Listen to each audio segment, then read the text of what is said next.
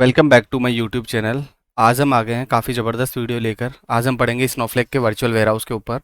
Snowflake का virtual warehouse कब use होता है, हम क्यों यूज़ करते हैं, इसके रिक्वायरमेंट क्या है, एंड टू एंड कम्प्लीटली इस वर्चुअल वेयरहाउस के बारे में समझेंगे। जैसा कि लास्ट वीडियोज़ में मैंने बताया था कि स्नोफ्लेक का आर्किटेक्चर जो होता है वो 3 लेयर पर डिपेंड करता है। One is the storage layer, जहाँ पे डेटा स्टोर होता है, स्टोरेज लेयर, ठीक है, स्टोरेज लेयर। सेकंड होता है, अगर हम स्नोफ्लेक के आर्किटेक्चर को समझेंगे, स्टोर होने के बाद में उसको प्रोसेस करने के लिए, उसको डेटा को फेच करने के लिए हमें चीज़ों की रिक्वायरमेंट होती है, that is called the compute. Compute का मतलब होता है कि हम कैसे प्रोसेस करेंगे डेटा को, प्रोसेस कैसे करेंगे, ठीक है। प्रोसेसिंग लेयर बोलते हैं इसको, प्रोसेसिंग लेयर भी, कंप्यूट लेयर, प्रोसेसिंग लेयर, या इसको बोल सकते हैं वर्चुअल वेयरहाउस लेयर, ठीक है। स्नोफ्लेक ने टर्मिनोलॉजी दी है वर्चुअल वेयरहाउस लेयर। ये कंप्यूट के लिए काम में आता है। डेटा यहाँ स्टोर हो रहा है, ठीक है, ये है स्टोरेज और ये है इसके ऊपर कंप्यूट। ये दोनों अलग अलग है, कॉस्ट दोनों की अलग अलग लगती है। जब मैं बोलता हूँ कॉस्ट अलग अलग लगती है, डीकपल्ड है, एक दूसरे के साथ कपल नहीं है, तो उसका मैं एक्सप्लेनेशन दे सकता हूँ आपको आराम से, कि अगर मैं बोल रहा हूँ कॉस्ट दोनों की अलग अलग लगती है, तो हम यहाँ पे आएंगे, स्नोफ्लेक प्राइसिंग सर्च करेंगे। अब देखो, जब हम अकाउंट बनाते हैं तो हमें पूछता है कि क्लाउड प्रोवाइडर AWS है या क्या है, जो भी XYZ, और फिर रीजन भी पूछता है अपने को।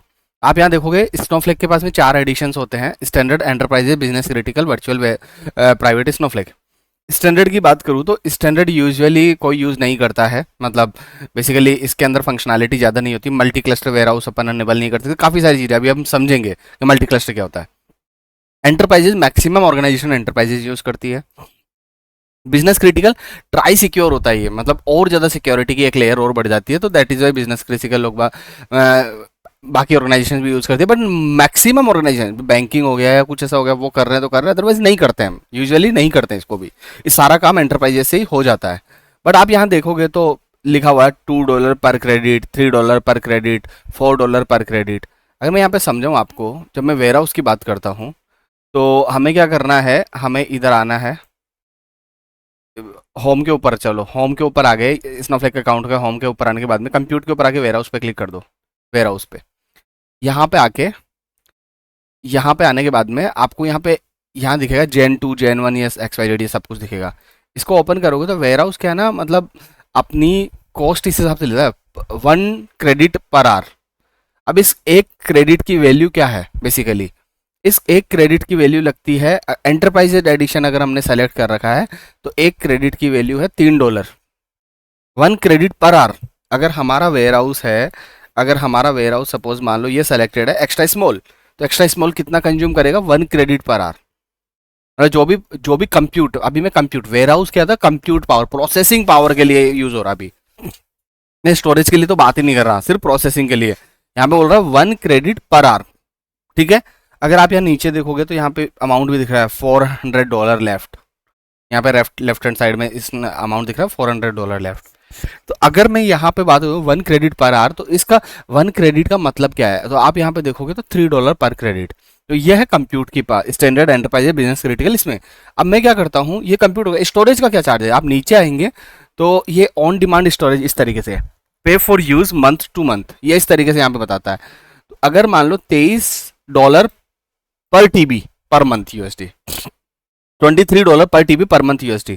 अगर मैं यहाँ पे इसको चेंज कर देता हूँ, एज्योर कर देता हूँ, तो अभी एज्योर में यहाँ पे 23 है। लेकिन अगर मैं यहाँ पे चेंज कर देता हूँ, सपोज मान लो GCP चेंज कर दिया, GCP चेंज करा तो $20 हो गया, तो स्टोरेज की कॉस्ट GCP पे सस्ती हो गई मेरी, राइट।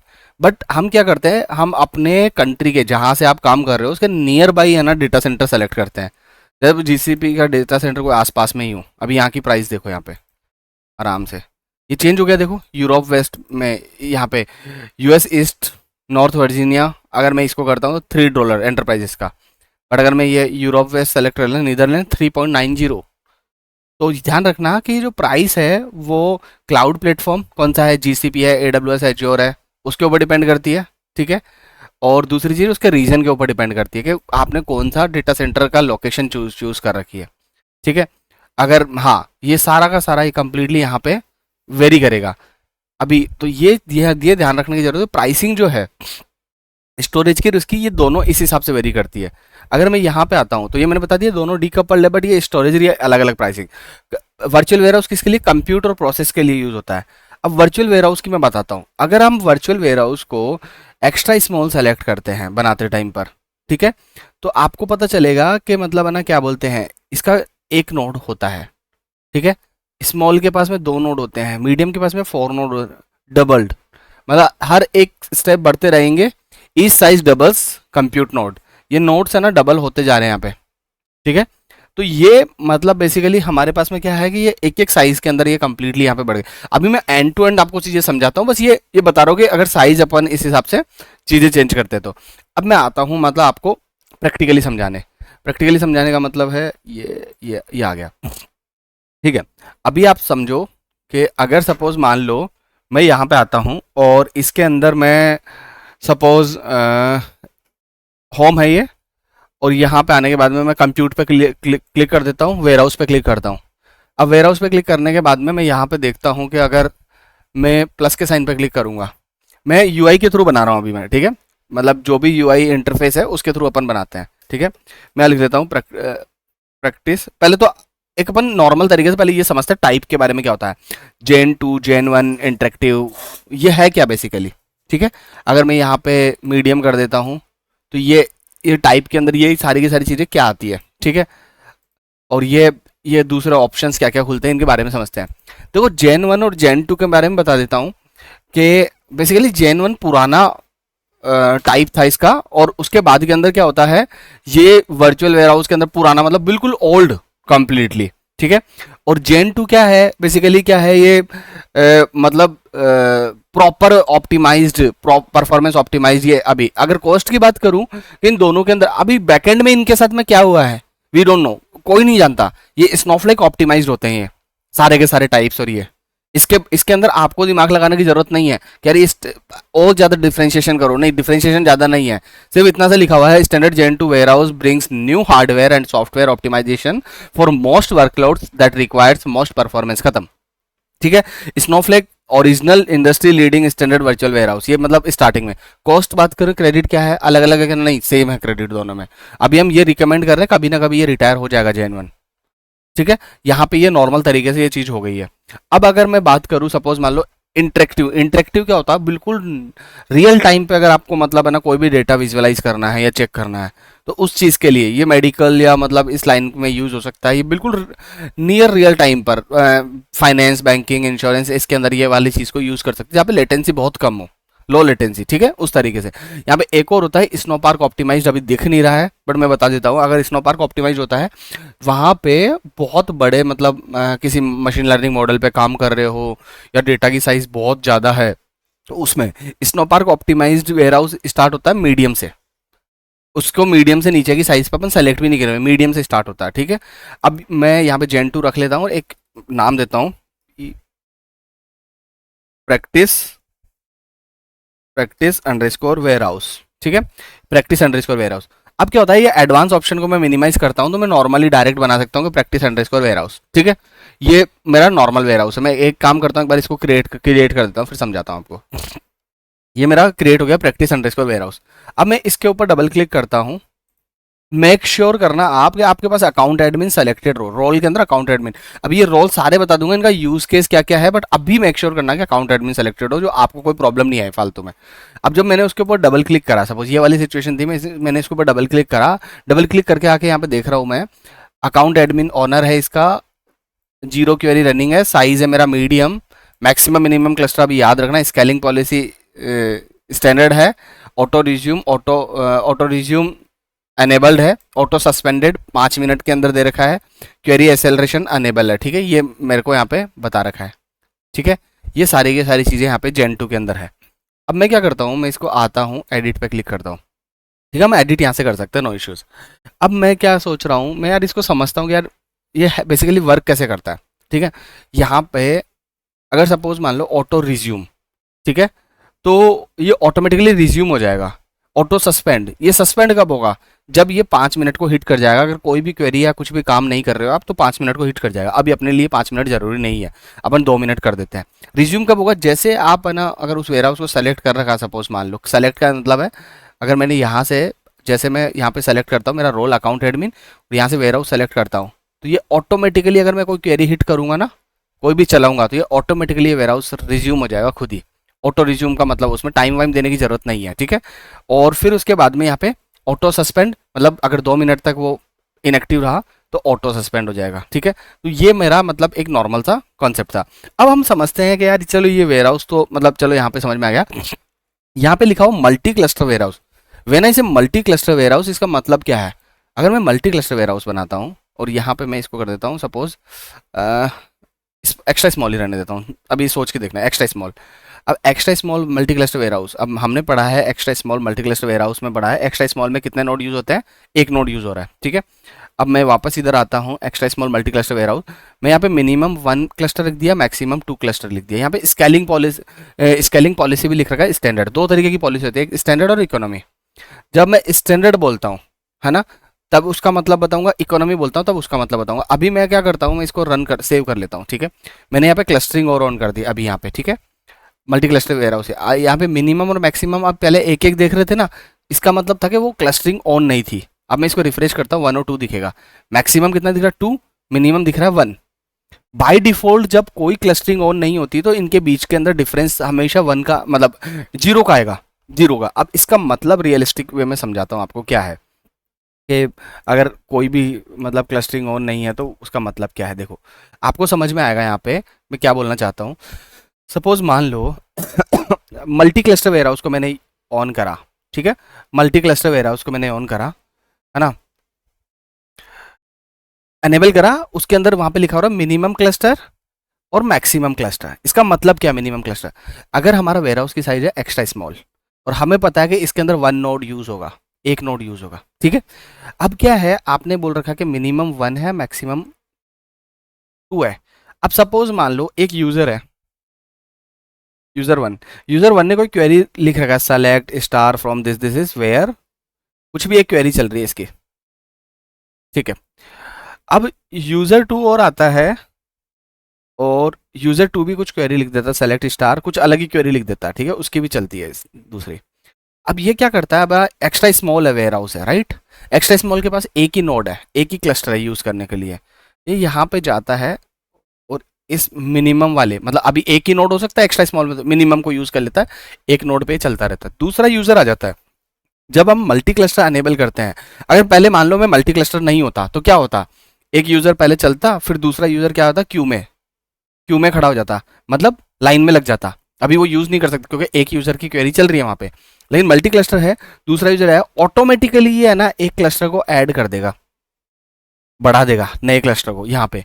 इसका मतलब ये है कि इसके पास 2 नोड हो गए क्या, मतलब एक्स्ट्रा स्मॉल के पास 2 नोड हो गए? नहीं, 2 नोड नहीं हुए हैं। आप ये समझो कि नोड 2 नहीं हुए हैं, बट अगर आपको समझना है कि एक्स्ट्रा स्मॉल के पास एक नोड है बट मैंने 1 और 2 मतलब क्लस्टर कितना लगा है, मिनिमम एक कर सकते हो, दूसरा ये, तो कैसा होगा, एक नोड ये हो गया और मैक्सिमम 2 नोड चला सकता तो दूसरा नोड ये हो गया। तो पहली क्वेरी तो यहाँ पे चल गई, फर्स्ट क्वेरी तो ठीक है, दूसरी क्वेरी यहाँ पे चल गई। तो इसका मतलब है कि एक small warehouse, extra small warehouse यहाँ पे यूज हो रहा है और एक एक्स्ट्रा स्मॉल वेयर हाउस का चार्ज यहाँ पे यूज हो रहा है।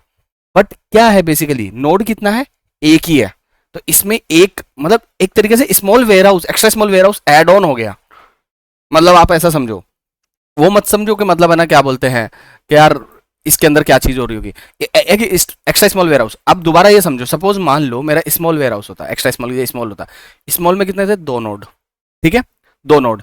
अब अगर मैं यहाँ पे मिनिमम और मैक्सिमम करता हूँ, मिनिमम क्लस्टर करता हूँ 1, मैक्सिमम क्लस्टर करता हूँ 2। अब यहाँ से समझना आप पूरी तरीके से, यहाँ पे यूजर आए भाई साहब, यूजर, ठीक है, एक क्वेरी चल रही है मेरी, सेलेक्ट समथिंग समथिंग कुछ XYZ, ठीक है। यूजर 1 आए, यूजर 1 आके मेरा पहला पहला यहाँ पे स्मॉल के पास में 2 नोड है, राइट। तो पहले क्लस्टर पे कितने नोड चलेंगे मेरे, 2 नोड, क्योंकि साइज क्या है, स्मॉल, स्मॉल में 2 नोड, तो एक क्लस्टर साइज के हिसाब से कितने नोड चलाएगा, 2 नोड, एक एक, क्योंकि स्मॉल साइज है, स्मॉल साइज है। अब 2 नोड चल रहे हैं, एक क्वेरी चली, मान लो एक नोड ने एग्जीक्यूट कर लिया, दूसरी क्वेरी चली, दूसरे ने एग्जीक्यूट कर लिया होगा, यूजर 2 ने।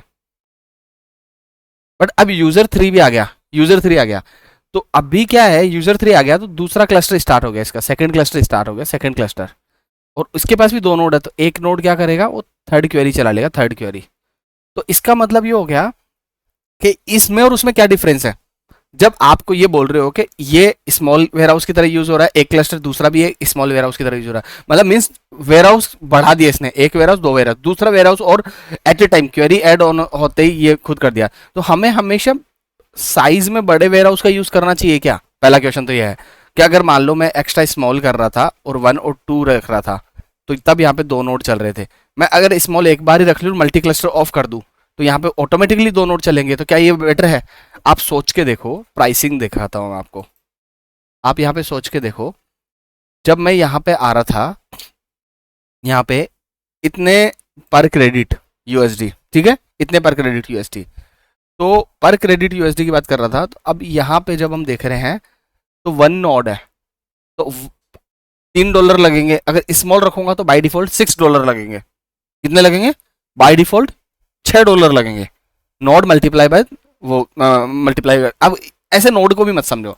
अगर मेरे को यहाँ पे समझना है, इधर समझो, इधर देखो।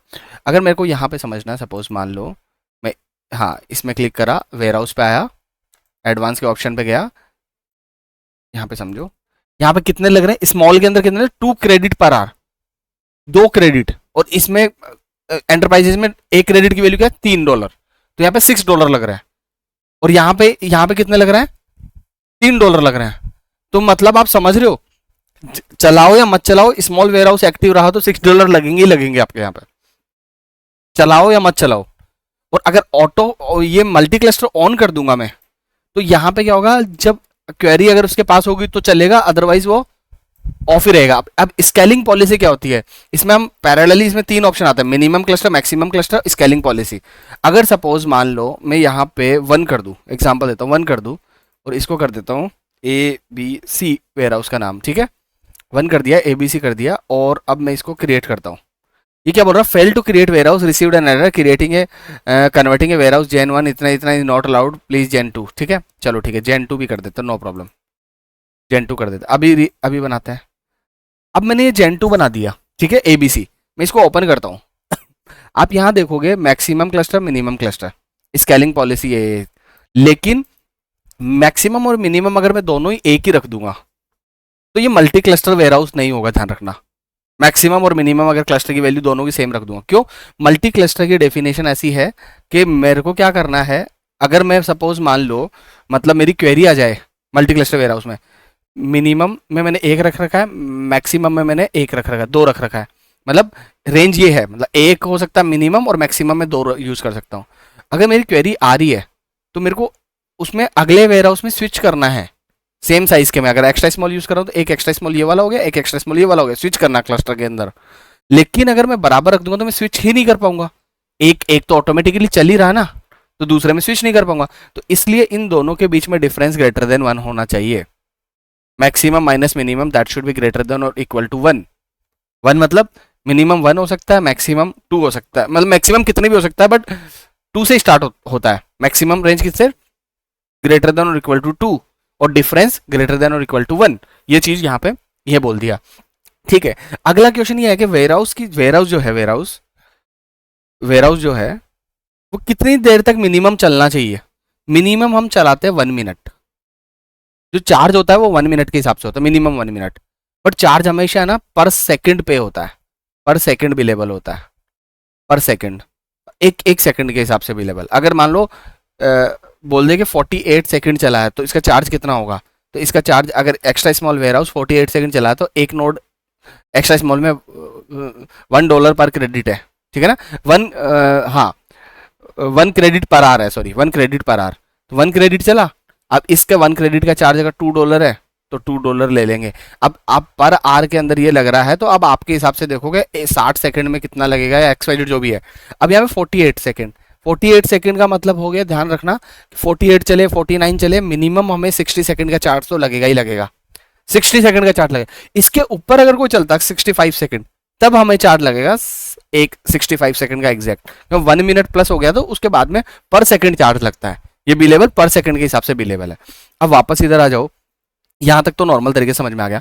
अब हम एक रियलिस्टिक केस समझते हैं कि यार इसमें मतलब है ना, हमें कब कब जरूरत होती है, कि मतलब वेयर हाउस की जरूरत कब होती है, मतलब हम साइज कब बढ़ाते हैं, क्लस्टरिंग कब बढ़ाते हैं। अब समझो आप एक बार, ये एक केस समझाता हूँ। यूज़र है आपके पास में, यूज़र वन से लेकर 2 3 4 5, 5 यूज़र है, ठीक है। इन्होंने कोई ने सीक्वल क्वेरी रन करी, मतलब स्टोरेज पे कोई कंप्यूट करा, मतलब प्रोसेसिंग स्टार्ट कर दी। तो कंप्यूट के लिए हमेशा ना वर्चुअल वेयरहाउस यूज़ होता है, राइट, वर्चुअल वेयरहाउस यूज़ होता है। अगर मैं मान लो सपोज यहाँ पे मैं एग्जांपल देके आता हूँ, मेरे को समझने में आता है कि हाँ ठीक है यार, इसने एक सीक्वल क्वेरी रन कर दी, इसने दूसरी कर दी, इसने तीसरी, इसने चौथी, इसने पांचवी, इस तरीके से कर दी। अब आता हूँ मैं कि मैं इस केस में क्या करूँ, मैं इस केस में क्या करता हूँ, मैंने नॉर्मल वेयरहाउस बनाया, मान लो एक्स्ट्रा स्मॉल के साथ में बना लिया नॉर्मल वेयरहाउस। एक्स्ट्रा स्मॉल में एक नोड होता है, हमें पता है, ठीक है, एक नोड होता है। यूजर वन ने क्वेरी रन करी तो ये एक नोड के पीछे पीछे सारे के सारे यूजर लग जाएंगे, मतलब क्यू में आ जाएंगे, पंक्ति में आ जाएंगे, मतलब काम नहीं करेंगे। पहले यूजर वन की क्वेरी रन होगी, देन फिर 2 3 4 5 उस ऑर्डर में रन होगी, फिर देन एग्जीक्यूट होगी, ठीक है। एक चीज ही हो गया। मैं क्या करता हूँ यहाँ पे मल्टी क्लस्टर लगा देता हूँ, मल्टी क्लस्टर। मल्टी क्लस्टर में मैंने बोल दिया 1 2, इसको कर देते हैं अपन 3, ठीक है। मिनिमम ये है, मिनिमम क्लस्टर ये, मैक्सिमम क्लस्टर ये है। एक यूजर वन चला रहा है वन वन नोड, तो वन नोड तो यूजर वन की क्वेरी चल गई, ठीक है। फिर यूजर टू आया तो दूसरा नोड और ऑन हो गया, तो यूजर वन इस पे आ गया, यूजर टू इस पे आ गया, फिर ऐसे यूजर थ्री इस पे आ गया। अभी भी दो बचे हुए हैं। ऐसा पॉसिबल है कि ये यूजर वन की क्वेरी खत्म हो जाए तो फोर्थ वापस इस पे आ जाए, यूजर फोर्थ, इसकी क्वेरी खत्म हो जाए तो यूजर फाइव, ऐसा मतलब क्वेरी की उसके ऊपर डिपेंड करता है कि क्वेरी कितनी हैवी है, ठीक है, ऐसा है। तो अभी मेरे को ये समझ में आ गया कि अगर मल्टीपल यूजर्स एक साथ अगर क्वेरी को लिख रहे हैं या कुछ भी काम कर रहे हैं, तो इसका मतलब ये है कि यूजर वन यूजर टू इस तरीके ये एक साथ आ रहे हैं, तो मेरे को हमेशा मल्टी क्लस्टर वेयरहाउस बनाना चाहिए। क्या बनाना चाहिए? Multi cluster warehouse.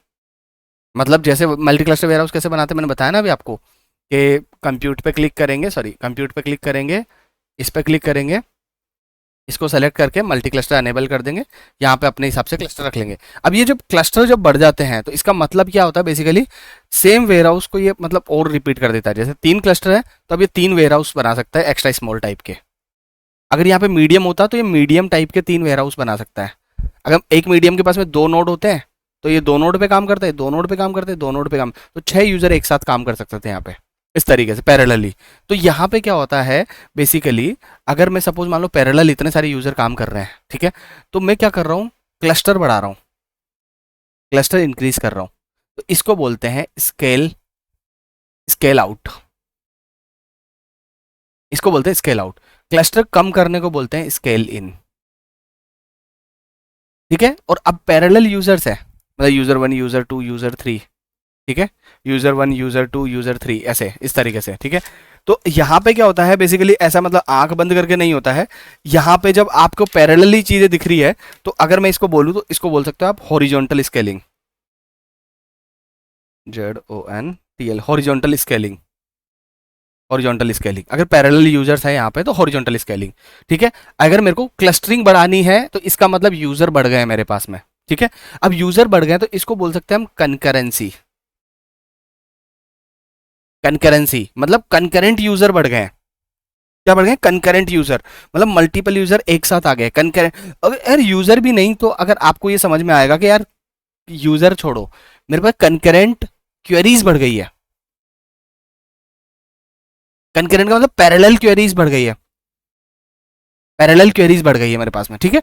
उस टाइम पे फिर मेरा एक एक क्लस्टर अगर इसको यूज कर ले तो मोर देन सफिशिएंट होगा। अगर आप सोच रहे हो कि एक क्वेरी को मैं एक नोड के पास में 2 बार स्प्लिट कर दूं, वो नहीं होगा, ध्यान रखना, 2 जगह स्प्लिट नहीं होगी। तो स्केल आउट का कॉन्सेप्ट है कि कंकरेंसी, कंकरेंसी की अगर कोई प्रॉब्लम हो या यूजर बढ़ जाए तो स्केल आउट करते हैं हम, क्लस्टर्स बना देते हैं, मल्टी क्लस्टर वेयरहाउस को हम यहाँ पे यूज करते हैं। तो ये नॉर्मल सी चीज़ थी जो इसको मेरे हिसाब से यहाँ पे समझ में आ गया होगा। अब हम दूसरी चीज़ देखते हैं यहाँ पे, सेम चीज़, ये स्केल इन स्केल आउट हो गया। अब अगर सपोज मान लो एग्जांपल देता हूँ, आपने क्या करा, यहाँ पे एक्स्ट्रा स्मॉल ले रखा है, अभी एक्स्ट्रा स्मॉल में एक नोड यूज हो रहा है, ठीक है, और आपने सेलेक्ट स्टार कुछ ना कुछ ऐसा लिख रहा है, सेलेक्ट स्टार फ्रॉम, बहुत हैवी क्वेरी लिख रखी है, ठीक है, हैवी हैवी क्वेरी लिख रखी है, हैवी क्वेरीज है आपके पास में। तो अब आप समझो अगर हैवी क्वेरीज है तो बहुत बहुत ज़्यादा, मतलब बहुत ज़्यादा डेटा को स्कैन कर रही है, लार्ज डेटा को स्कैन कर रही है, ठीक है ना, लार्ज डेटा या ऐसा एक्सवाइजेड कुछ जो भी है। अब मैं क्या करूँगा, यहाँ पे एक नोड है। अब ये एक नोड पूरे टाइम चलता रहेगा, इसके अंदर क्या करेगा, फिल्टर भी करेगा, जॉइन ऑपरेशन भी ये रीड कर रहा होगा, है ना, और सीटी भी, सब क्वेरी भी, सब कुछ यही चला रहा है पूरी तरीके से, ठीक है। एक चीज तो वहां पे तो मैंने बता दिया मल्टी क्लस्टर कब यूज करते हैं, कंकरेंसी, मल्टीपल यूजर्स आ जाए, मल्टीपल क्वेरीज एक साथ आ जाए तो कंकरेंसी, तो उसके कॉन्सेप्ट को बताया मैंने, स्केल आउट और स्केल इन, ये दो कॉन्सेप्ट बताए। लेकिन अगर मेरे पास में बहुत लार्ज हैवी क्वेरी है जो यहाँ पे परफॉर्मेंस इशू दे रही है, मतलब टाइम टेकिंग प्रोसेस है, तो मैं यहाँ पे क्या करूंगा, स्मॉल से मैं मीडियम वेयर हाउस पे चले जाऊंगा। मीडियम वेयर हाउस पे क्यों, यहाँ पे दो नोड है, क्या है, दो नोड है, मतलब मीडियम वेयर हाउस के बाद दो नोड होते हैं, तो एक एक दो नोड है। तो क्या होता है, जब भी मैं कोई क्वेरी करता हूँ तो वो पर्टिकुलर एक ही वेयर हाउस पे रन होती है, वेयर हाउस स्विच नहीं करती, ध्यान रखना। अगर आपको लग रहा हो ना कि मतलब मैं वेयर हाउस पे अगर मान लो मीडियम से मैं एक्स्ट्रा स्मॉल पे आधा काम करा लूं और दूसरे पे काम नहीं होता कभी भी, अगर मीडियम वेयर हाउस यूज कर रहा हूं तो उसके जो दो नोड है उन्हीं दो नोड पे ये क्वेरी स्प्लिट हो सकती है। लेकिन अगर मैं ऐसा बोलूँ कि एक्स्ट्रा स्मॉल के मल्टी क्लस्टर करके दूसरे क्लस्टर पे आधी क्वेरी रन करा दूँ, नहीं होगा। अगर मैं मीडियम वेयर हाउस के मल्टी क्लस्टर वेयर हाउस बना देता हूँ, 1 और 2, तो क्या मैं ऐसे करा सकता हूँ, एक क्लस्टर को यहाँ ऑन करा तो दो नोड इसके हो गए, दूसरे क्लस्टर को यहाँ ऑन करा दो नोड इसके हो गए, तो एक क्वेरी को आधे को इधर आधे को उधर, नहीं, बिल्कुल भी नहीं। ध्यान रखना, जो वेयर हाउस होता है उस वेयर हाउस के ऊपर ही क्वेरी रन हो सकती है, आधा काम इसके आधा काम दूसरे क्लस्टर पे नहीं हो सकता, एक ही क्लस्टर पे क्वेरी चलती है। तो मतलब क्या हो गया बेसिकली मेरा इस सेंस में, कि अगर सपोज आपको परफॉर्मेंस इशू है ना, बहुत ज़्यादा इशू है, और स्पीड बहुत स्लो है ना, तो आपको क्या करना है, साइज बढ़ानी है, साइज इंक्रीज करनी है वेयर हाउस की, ठीक है। वेयर हाउस की साइज इंक्रीज करनी है, वेयर हाउस की साइज ऐसे इंक्रीज करनी है, सपोज मान लो अगर क्या बोलते हैं, बहुत ज़्यादा मतलब है ना, क्या बोलते हैं, देखो हॉरिजॉन्टल का था मल्टीपल यूजर्स, ठीक है। साइज, अगर साइज कैसे, एक्स्ट्रा स्मॉल से मैं स्मॉल बढ़ा दूंगा, स्मॉल से मैं मीडियम कर दूंगा, मीडियम से मैं लार्ज कर दूंगा, लार्ज से मैं एक्सेल कर दूंगा, ऐसे इस तरीके से मैं साइज बढ़ाता रहूंगा। जब मैं साइज बढ़ाता रहूंगा तो that is called the vertical scaling, ठीक है। नोड्स बढ़ रहे हैं डायरेक्टली। अब क्या होता है बेसिकली, मैं साइज ही क्यों बढ़ा रहा हूँ, क्योंकि एक वेयर हाउस पे एक क्वेरी चलती है, मतलब एक क्लस्टर पे, ऐसा समझो क्लस्टर पे। आप सोच रहे हो यहाँ पे दो क्लस्टर कर दिया तो दोनों पे अलग अलग स्प्लिट कर दो ना एक क्वेरी के काम को, नहीं होता है कभी भी। एक क्लस्टर पे, अगर स्मॉल के भी अंदर भी मैंने अगर मल्टी क्लस्टर बना रखा है तो वो जो क्वेरी चलाएंगे वो इसी पे चलेगी, खत्म। अब इस क्लस्टर के अंदर दो नोड है, 5 नोड है, 10 नोड है, उससे फर्क ही नहीं पड़ रहा, वो इसलिए बढ़ा कि साइज बढ़ाने से नोड बढ़े हैं, वो दो सारे के सारे नोड उस क्वेरी पे काम कर सकते हैं, ये चीज है। तो इसको बोलते हैं वर्टिकल स्केलिंग। और अगर टेक्निकल टर्म में क्वेश्चन पूछा जाता है स्नोप्रोकोर एग्जाम या किसी में भी, तो वहां पे बोलते हैं स्केल अप क्या होता है, स्केल अप साइज बढ़ाना, स्केल डाउन साइज कम करना, ये यहाँ पे मतलब ये चीजें होती है। तो स्केल अप और स्केल डाउन का कॉन्सेप्ट यहाँ से आता है, ठीक है। अब मैं यहाँ पे आ जाता हूँ, एक बार जस्ट नॉर्मली हम जल्दी से फिनिश कर लेते हैं, ये यहाँ पे आ गया, और हम इसको एक बार मतलब जस्ट नॉर्मल देख लेते हैं, XYZ_वेयर हाउस, ठीक है। ये एक्स्ट्रा स्मॉल हो गया और यहाँ पे ये चीज़ हो गया, और इसको एक बार, अभी क्वेरी एक्सेलरेशन का टॉपिक अलग से लूँगा क्योंकि ये थोड़ा अलग कॉन्सेप्ट है, बट हाँ इसका मतलब अभी आपको जानने की जरूरत भी नहीं है, सिर्फ आपको multi cluster, auto suspend, auto resume, ये सारा का सारा। यहाँ पे अपन 2 मिनट्स ले लेते हैं, 2 मिनट्स, ठीक है, और क्रिएट कर दिया, ठीक है। ये XYZ ये क्रिएट करा है, ठीक है। अभी आपको मैं एक चीज़ समझाता हूँ, अभी मैं इस पर क्लिक करता हूँ, यहाँ पे आपको समझ में आएगा मैक्सिमम क्लस्टर कितना है, मिनिमम क्लस्टर कितने हैं, क्वेरी एक्सेलरेशन अवेलेबल है, ऑटो रिज्यूम ये है, स्टैंडर्ड जेन 2 है, सब कुछ समझ में आ रहा है, ठीक है ना। ये एक्स्ट्रा स्मॉल है, यहाँ तक सब कुछ चीज़ें समझ में आ गई है, ठीक है। अब हम करते हैं इसको, है ना, वेयर हाउस को बनाना सीखते हैं कि वेयर हाउस बनाते कैसे हैं, फॉर्मूला के थ्रू, मतलब सीक्वल के अंदर, ठीक है। मैं ये सारा की सारी चीज़ है ना मैं नीचे लिख दूंगा, आप चैट जीपीटी कर लेना, आपको पता चल जाएगा, नो इश्यूज। ये मैक्सिमम चीज़ें हैं जो हमें है ना कमांड देनी होती है, मैक्सिमम दे सकते हैं, ठीक है। जब मैं बात करता हूँ ये स्क्वायर ब्रैकेट की, स्क्वायर ब्रैकेट का मतलब होता है ये ऑप्शनल है, ठीक है ना, आपको लिखना कि नहीं, आपको क्रिएट कमांड लिखनी है सिर्फ, खत्म, ठीक है। क्रिएट कमांड लिखनी है, ये बेसिकली लिख देना चाहिए, अगर आपके बना हुआ है तो रिप्लेस कर देगा, जैसे पढ़ाने के टाइम पे तो लिख देना चाहिए, नहीं पढ़ाने के टाइम पे अगर आप काम कर रहे हो तो फिर वहां पे मत लिखना, क्योंकि अगर क्रिएट और रिप्लेस वेयर हाउस, ठीक है ना, अगर या तो रिप्लेस कर देगा या क्रिएट कर देगा, अगर इफ नॉट एग्जिस्ट मतलब अगर एग्जिस्ट नहीं है तो बना दो इसको, ठीक है। क्रिएट और रिप्लेस वेयर हाउस का नाम, अब हम यहाँ पे वेयर हाउस का नाम देना होता है। देखो दो तीन तरीके देखे जाते हैं, दो तीन तरीके क्या देखे जाते हैं मैं आपको समझाता हूँ, जल्दी से बना हुआ ही है मेरा तो मैं आपको समझा देता हूँ, किधर है मेरा, ये रहा, उठा लेता हूँ। हम क्या क्या यूज में लेते हैं वो समझा देता हूँ मैं। हम यूज में लेते हैं क्रिएट वेयरहाउस, वेयरहाउस का नाम, ठीक है, वेयरहाउस की साइज हम बताते हैं, ऑटो सस्पेंड ऑटो रिज्यूम बताते हैं। अब अगर मैं यहाँ पे आता हूँ, सपोज मान लो मैं इसमें आता हूँ और इसके अंदर मैं वेयरहाउस पे क्लिक करता हूँ, तो आपको बिना किसी एडवांस ऑप्शन के ये चीज़ें मिलती है जस्ट नॉर्मल, मतलब वेयरहाउस नेम एक्स्ट्रा स्मॉल है, क्या है क्या नहीं है। अगर मैं इसमें कुछ भी डालता हूँ 123 वेयरहाउस, सॉरी 123 नहीं डलेगा, ये ASDF वेयरहाउस, और मैं क्रिएट कर देता हूँ एक बार, समझो ASDF वेयरहाउस को। अब मैं यहाँ पे ओपन करता हूँ, आपको यहाँ पे समझ में आएगा ऑटो रिज्यूम ऑटो सस्पेंड है ना, अनेबल्ड है खुद ही बाई डिफॉल्ट। ऑटो सस्पेंड तो है 5 मिनट के लिए, ऑटो रिज्यूम अनेबल है, खत्म, ठीक है। और स्केलिंग पॉलिसी स्टैंडर्ड। अब स्केलिंग पॉलिसी के बारे में हम बात करना भूल गए, है ना। जब स्केलिंग पॉलिसी के अंदर हम समझते हैं, जब भी स्केलिंग पॉलिसी है ना, दो तरीके की स्केलिंग पॉलिसी होती है। इधर आओ पहले एक बार, हाँ इसको मैं एडिट करता हूँ, सॉरी, ठीक है। हाँ, इसके 3 डॉट्स पे क्लिक करके इसको एडिट करते हैं, एडिट करके हम यहाँ समझते हैं कि मल्टी क्लस्टर में स्केलिंग पॉलिसी का मतलब क्या होता है। स्टैंडर्ड और इकोनॉमी। स्टैंडर्ड का मतलब होता है, अगर आप स्टैंडर्ड सेलेक्ट कर रखे हो तो वो नॉर्मली क्या करेगा, जितने क्लस्टर्स है, अगर एक क्लस्टर पे काम चल रहा है तो दूसरे क्लस्टर के लिए वो क्या करेगा, तुरंत हिट कर देगा। मतलब अगर आपने मल्टी क्लस्टर बना रखा है कि दूसरा क्लस्टर अवेलेबल है उसके पास में, तो वो नया क्लस्टर स्टार्ट कर देगा, खुद ही ऑन कर देगा। इकोनॉमी में क्या करेगा, वो 6 मिनट तक वेट करेगा। अगर एक क्लस्टर पे क्वेरी चल रही है और दूसरी क्वेरी भी आ गई, तो वो मैक्सिमम क्लस्टर तुरंत हिट मतलब स्टार्ट नहीं करेगा। वो क्या करेगा, 6 मिनट के अंदर वेट करेगा कि वो पहली क्वेरी अगर खत्म हो रही है 6 मिनट में, तब तो ठीक है, अगर नहीं हो रही देन फिर वो अगला वो स्टार्ट करेगा। तो स्टैंडर्ड भी है ना कॉस्टली है, मतलब चार्ज लगेगा क्योंकि नए क्लस्टर स्टार्ट हो जाएंगे, ठीक है। और इकोनॉमी 6 मिनट तक वेट करता है और देन फिर बाद में स्टार्ट करता है। तो ये फर्क है स्टैंडर्ड और इकोनॉमी की पॉलिसी में। 6 मिनट तक इकोनॉमी के अंदर क्या होता है, 6 मिनट तक वो वेट करता है पर्टिकुलर लास्ट क्वेरी को एग्जीक्यूट होने का, देन फिर वो बाद में मतलब है ना अपनी क्वेरी को शिफ्ट करता है अगले क्लस्टर पे। स्टैंडर्ड तुरंत इमीडिएटली हिट कर देता है, ठीक है। ये उसका स्टैंडर्ड का कॉन्सेप्ट था। अब यहाँ पे वेयर हाउस साइज स्मॉल हो गई, ऑटो सस्पेंड, जब भी मैं सस्पेंशन की बात करता हूँ वहां पे तो मिनट में लिख रहे हैं, लेकिन ये सेकंड्स में है। 300 सेकंड, 300 सेकंड मतलब 5 मिनट, ठीक है। यहाँ पे हम 120 भी कर सकते हैं, XYZ जो भी करना हो कर सकते हैं, ठीक है। ऑटो रिज्यूम ऑटो, अगर मैं यहाँ पे माई वेयर हाउस पे क्लिक करता हूँ, इसको ये सेलेक्ट हो गया माई वेयर हाउस पूरा का पूरा कंप्लीटली। अब क्या होता है, हम यहाँ पे आते हैं, इसके ऊपर आते हैं, यहाँ पे इसके ऊपर, यहाँ पे क्वेरी आईडी होती है। जैसे अपन ने कोई क्वेरी रन करी होती है तो क्वेरी आईडी यहाँ पे ओपन हो जाती है। अब क्वेरी प्रोफाइल के अंदर आके देखेंगे, क्वेरी डिटेल्स में देखते हैं, हमने ये वाली क्वेरी रन करी है, राइट, ये वाली क्वेरी रन करी है। अब इस क्वेरी को रन करने के बाद में हमें वेयर हाउस के बारे में समझना है कि यार मैंने वेयर हाउस क्रिएट करा, माई वेयर हाउस, कंप्यूट में जाएंगे, वेयर हाउस पे जाएंगे, और वेयर हाउस पे जाके my warehouse, where is my, ये रहा वेयर हाउस, डबल क्लिक कर दो, डबल क्लिक कर दो। मैंने जो बोला था ना 120 सेकेंड्स, यहाँ पे 2 मिनट्स दिखा रहा है, देखो। हमेशा सेकंड्स मतलब कैसे दिखाएगा, यहाँ पे तो अपन मिनट्स में डालेंगे, जब हम सीक्वल के अंदर कोई भी चीज़ें टाइप करेंगे वहाँ पे हमें डालना है, उसके अंदर क्या बोलते हैं, सेकंड्स में डालना है, ठीक है। ऐसे ही हमें क्या करना है, यहाँ पे ये इनिशियली सस्पेंड रखना है या नहीं रखना। अगर आप बना दिए और ये ट्रू नहीं दिखे तो ऑटोमेटिकली एक्टिव हो जाएगा।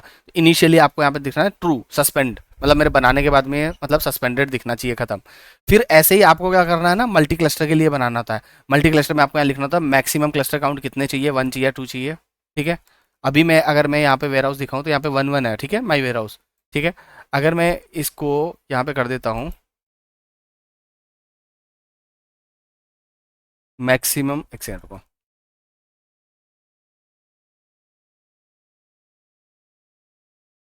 Max sorry, maximum cluster count,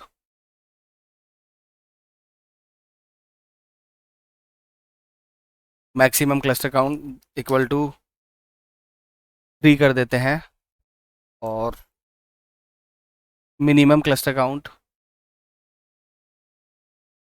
minimum cluster count equal to 1 कर देते हैं, ठीक है। और अभी क्या है ना, अगर हम इसको रिप्लेस करेंगे तो रिप्लेस नहीं होगा, ठीक है ना। क्रिएट वेयर हाउस, तो हम ऐसा कर देते हैं, ये वाली लाइन यूज़ कर लेते हैं, रिप्लेस करवा देते हैं इसको, ठीक है। क्रिएट और replace, replace warehouse, my warehouse, ठीक है। अभी अगर आप यहाँ देखोगे तो यहाँ पे आपको दिख रहा है कंप्लीटली कि यहाँ पे, अगर मैं इसको रिफ्रेश दोबारा कर देता हूँ, यहाँ पे दिख रहा है मैक्सिमम मिनिमम क्लस्टर एक ही दिख रहा है, ठीक है। यहाँ पे मल्टी क्लस्टर नहीं है, ठीक है। अगर मैं यहाँ पे इसको रन कर देता हूँ, क्या आ रहा है ये 18 पे, ओके सॉरी, इसको हटा दो एक बार। ये लाइन एक्स्ट्रा लिखी हुई है, हटा दो इसको। ठीक है, ये सक्सेसफुली रन हो गया। अब मैं इसको है ना यहाँ से अगर रिफ्रेश करूँगा है ना, तो यहाँ पे आपको दिखेगा, देखो मैक्सिमम क्लस्टर 3, मिनिमम क्लस्टर 1, ये इस तरीके से। तो अब यहाँ पे अपन है ना ऐसे मतलब अपन मैनुअली भी ये सारा का सारा काम कर सकते हैं। तो ये वेयर हाउस क्रिएट करना होगा। वेयर हाउस को क्यों क्रिएट करते हैं? किसी को भी यूज़ करने के लिए, कंप्यूट को यूज़ करने के लिए। ठीक है, कोई भी क्वेरी अगर अपने को रन करनी है, सपोज मान लो सीक्वल है मेरे पास, यहाँ पे मैंने ओपन करा, यहाँ पे मैं वेयर हाउस चेंज कर सकता हूँ अपने हिसाब से। जैसे मैंने बनाया था माई वेयर हाउस सेलेक्ट कर लिया, इनिशियली सस्पेंडेड। ठीक है, यहाँ पे मैंने लिखा था, एक मिनट कहाँ पे है, ये रहा, देखो इसके इसके ऊपर भी क्लिक करोगे तो आपको यहाँ पे क्वेरी दिखेगा, वेयर हाउस के अंदर क्वेरी दिखती है, देखो इनिशियली सस्पेंडेड। ठीक है, तो ट्रू है। तो यहाँ पे अगर मैं सेलेक्ट भी कर रहा हूँ तो यहाँ पे कोई ग्रीन नहीं आ रहा, लेकिन ग्रीन किसके आ रहा है? ASDF कंप्यूट वेयर हाउस, इनके ग्रीन आ रहा है। अब मैं ग्रीन कैसे आएगा, देखो आप समझो, मैं यहाँ पे सेलेक्ट करता हूँ, सेलेक्ट स्टार फ्रॉम। अब मैं क्या है ना, मेरे पास कोई डेटाबेस तो है नहीं, तो सैम्पल डेटाबेस है, सैम्पल डेटाबेस के अंदर आऊँगा मैं यहाँ पे, और इसने स्नोफ्लेक लर्निंग DB, नहीं ये रहा स्नोफ्लेक सैम्पल डेटाबेस, यहाँ से कोई सी भी टेबल उठा लूँगा, इसके ऊपर स्कीमा, स्कीमा के अंदर टेबल, टेबल के अंदर मैं यहाँ पे कस्टमर टेबल उठा दूँ। अब मेरे को कॉलम चाहिए तो 3 डॉट्स पे क्लिक करना और प्लेस नेम इन एडिटर, ये आ गया fully qualified column, database, schema और टेबल, ये कंप्लीटली। ठीक है, और मैं यहाँ पर लिमिट 10 खत्म। अभी मैं सिर्फ ये इतना सा डेटा उठाता हूँ। ठीक है, तो ये मैं रन कर दूंगा, रन करने के बाद में ये पूरा का पूरा यहाँ पे ये चीज़ आ गई है। अब वेयर हाउस एक्टिव हो गया, यहाँ पे देखो, यहाँ पे आपको ग्रीन दिख रहा है ना, ग्रीन। ठीक है, ग्रीन। अगर मैं यहाँ पे न्यू न्यू ये ओपन करता हूँ, तो अब यहाँ पे आपको वेयर हाउस ग्रीन दिखेगा, कंप्यूट वेयर हाउस ग्रीन। ठीक है, ग्रीन दिख रहा है, तो ये एक्टिव है। अगर 2 मिनट तक मैं इस पर कुछ काम नहीं करूँगा तो ये इनएक्टिव हो जाएगा। 2 मिनट या क्या है, ये मिनट यहाँ पे दिखेगा आपको, कितने दिन में सस्पेंड हो जाएगा। आपने जो सेटअप करा होगा उसी हिसाब से सस्पेंड हो जाएगा, 2 मिनट्स में यहाँ पे सस्पेंड हो जाएगा। तो वेयर हाउस पे ऐसे काम करते हैं। Scale in scale out policy मेरे हिसाब से आपको समझ में आई होगी। और स्टोरेज के बारे में मैंने बता दिया, स्टोरेज प्राइसिंग अलग होती है और कंप्यूट प्राइसिंग अलग होती है। हम वेयर हाउस को ड्रॉप भी कर सकते हैं, drop warehouse name, that's it. अगर सपोज मान लो मेरे को यहाँ पे वेयर हाउस ड्रॉप करना हो, ठीक है, वेयर हाउस ड्रॉप करना हो तो मैं लिखता हूँ ड्रॉप वेयर हाउस नेम लिख देता हूँ मैं माई वेयर हाउस। ठीक है, अब मैं इसको ड्रॉप कर देता हूँ एक बार, सक्सेसफुली ड्रॉप हो गया। ठीक है, अब ड्रॉप हुआ या नहीं हुआ, मैं इधर आता हूँ, इसको रन कर रिफ्रेश करता हूँ, warehouse not found. Warehouse को ड्रॉप भी कर सकते हैं। ऑल्टर वेयर हाउस नेम हम ऑल्टर भी कर सकते हैं अगर उसमें साइज वाइज कुछ ऑल्टर करनी हो तो। ठीक है, मैं ये सारी की सारी चीज़ें काम हम वेयर हाउस में कर सकते हैं। तो वेयर हाउस कंप्यूट के लिए यूज़ होता है। अगर आपको ये वीडियो अच्छा लगे हो तो चैनल को सब्सक्राइब करें, वीडियो को लाइक करें, कमेंट में लिख के बताएं हमें किस तरीके से पढ़ना चाहिए। जय हिंद, जय भारत।